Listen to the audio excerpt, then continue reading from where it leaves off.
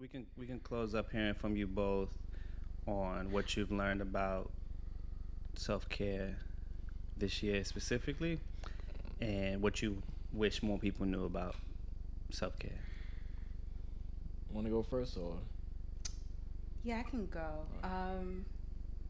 I think what's been difficult for people to understand about self care is like, how do you care for yourself when you don't know how to care? Like, we are programmed to just have like, I don't care mentality about a lot of things, and that reflects to how we treat ourselves. So when I'm talking to my friends about it, I say, okay, think about someone that you do care about. How do you show your partner that you love them? Like, how do you show care to that person? And then take away their name, replace it with yours, and think about all the things that you can do for yourself. So you know, oh, I really like hanging out with my partner. I like when we can take naps. I like when we take walks and things like that. I like when we go out to eat. We try new restaurants. Do that with yourself and start to learn how to love yourself in those ways, and then scale it back even more. You know that, people love getting good morning texts. Are you talking to yourself in the morning? Like, are you showing up for yourself in the morning? I'm very big on that first hour when I wake up. If you see me, you don't see me. Like, if I did not pray, write in my regular journal, my prayer journal, read at least 2 pages of a book, I'm not a person. Like, it's just not going to work, because I can't show up for you if I didn't even show up for myself. So I think in terms of like self-care, that's how you really have to like start approaching it, like really breaking it down those ways. And again, like what you said, like letting go of that shame. I think people tend to think people will see them differently if they just like start blowing money on themselves and things like that. And it's like, no, if I can pay my rent and I can pay my bills and I can do all the things that I need to do, I should also be able to take care of myself. Right. Like, That's right. I know I like having facials. I'm going to get this facial. I like having my nails done. I'm going to get my nails done. It doesn't matter how much it is. I'm going to do it because it feels good for me. Anything that's going to allow me to feel good as a person will allow me to love others better. Like, the better you feel about yourself, the better that you can carry yourself, is the better human you'll be. And we just need good humans in this world. So like, think about self-care in that way. What can I do for myself so that I can show up for the world better? That's right. And that's it. That's right.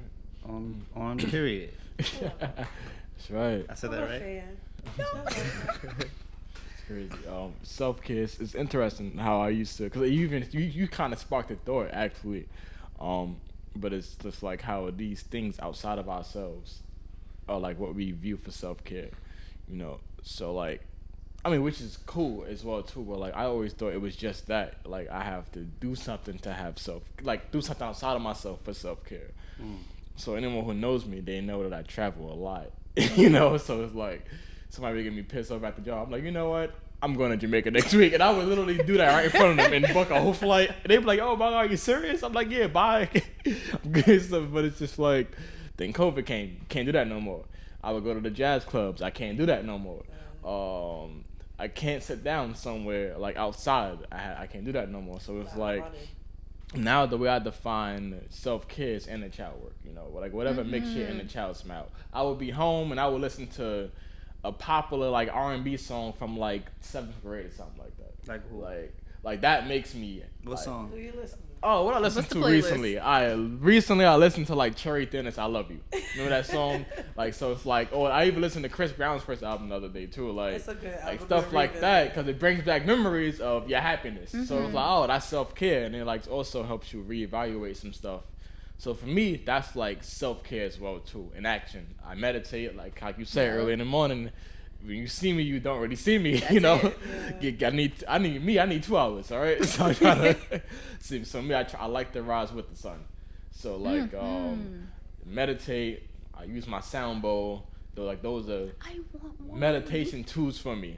Like, those are deep things. So it's like, leave me alone. So it's like self, and like, but people, especially in New York City, they just don't know what self care is really, because it is this fast-paced lifestyle and so many experiences with people not caring about them. It's just people have to look within to find what it is that makes them happy and exercise that as much as possible. That's really my view on it. Damn. Now I know we're supposed to end. I got another question. Should I? Or do y'all have anything y'all wanna ask? Wait, about what? I mean, you gotta ask the question first. I feel like I should save it. Might as well throw it out there. It's already marinating in your head. You know? put the suspense out. Might as well. What will y'all tell y'all? Does everyone here want to have a family? Want kids? Mm-hmm. What will y'all tell y'all kids about 2020? Oh, baby. Facts. That one's going in the group chat. 2020. What will y'all tell y'all kids about 2020? Mm.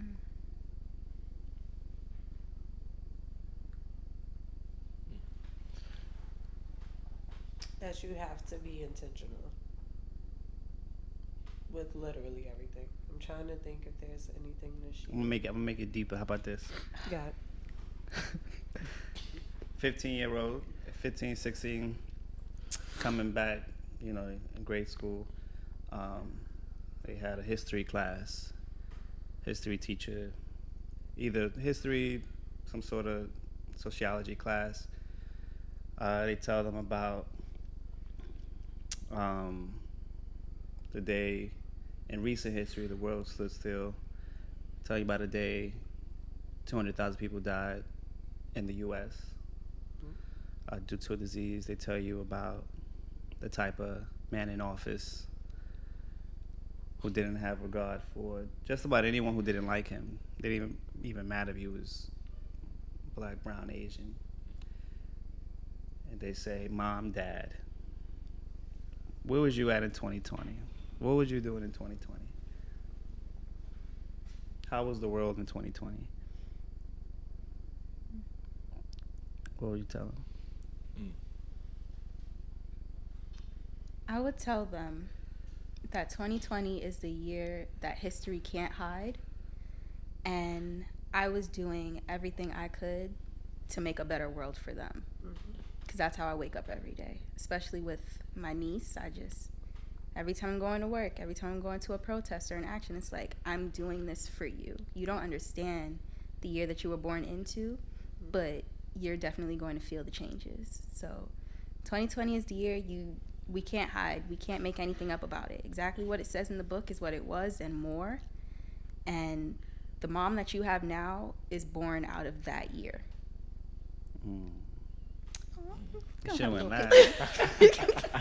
Oh, man. I mean, I would definitely say, you know, like, this is the year where it was like almost like one of the most critical years ever, you know, but it was also the year where, like, your dad was, like, being everything but himself to begin with. You know, like, that was the year where the image he was portraying, he had to stop doing it and started portraying that certain image internally. So, like, kind of like what you said, being intentional about everything. You know, you just never know when something may hit. Not to live your life in fear, but to always be kind to people, always be kind to yourself, because you just never know. Yep. You know, like, live your life to the best of your ability, be kind to everyone around you, and create the world that you want to live in.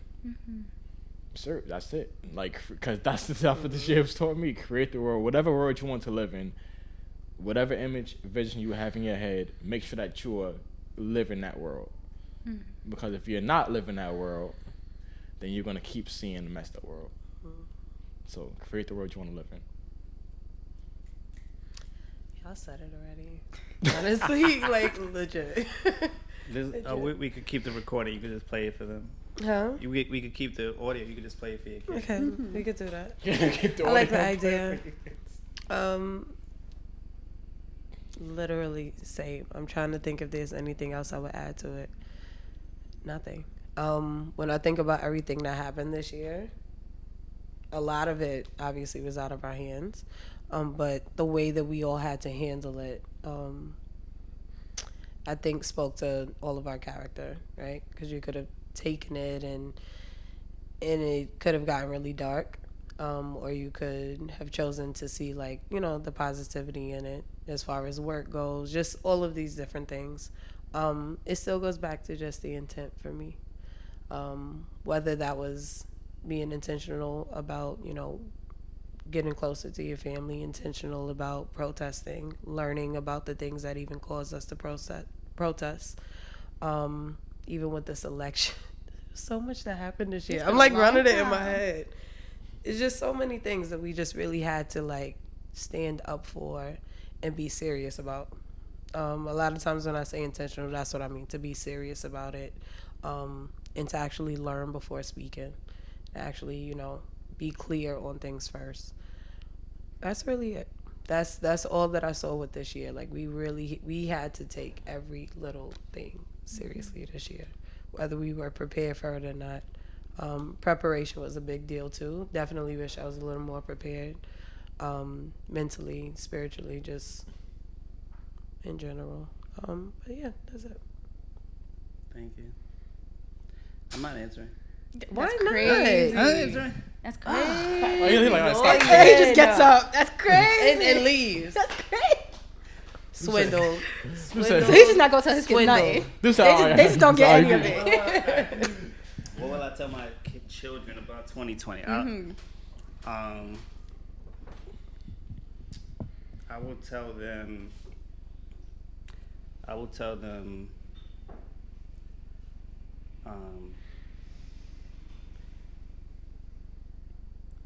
You can't, like America has shown you can't, really the world, but America specifically has shown you can't run from the truth. Right? We try and we don't try. America hasn't shown its ability to take accountability and so many evils it has caused across the world. Right? We lead in technology. We lead in growth economically. We lead in so many different fields that we feel that is an excuse to not take accountability for the travesties and the tragedies that have come along the way through our history. And it will continue to show itself. The people who suffer from those truths will continue to make noise, will continue to lead change, will continue to fight back. And those oppressors who continue to try and sweep things under the rug and try and say we don't live in the times that we used to will continue to clash. Those two groups will continue to clash. And we see it with how the country has handled COVID. I mean, even with celebrities or people more well off dying, it was never more important than the economy itself. We see it with the fact that people will say things like, Breonna Taylor didn't deserve to die, but there's a but, and then their passion for defending police or their passion for defending the Constitution is more important than a life being lost, than a life being cut short, right? We see it with the election that even a man who is accused by 28 different women, 28 different, Sure. 28 different alleged sexual assaults and rapes will still get 55% of the votes from white women. So it didn't really matter. You can't run from your truth, and it will continue to cause disturbances. It will continue to shake rooms, and I will tell my children that. I will tell them mistakes will be made along the way. You cannot hide from it. You cannot run from it. It is tough, but it is better to face them head on, learn from it, deal with it, be honest about it as best you can, and listen to your father.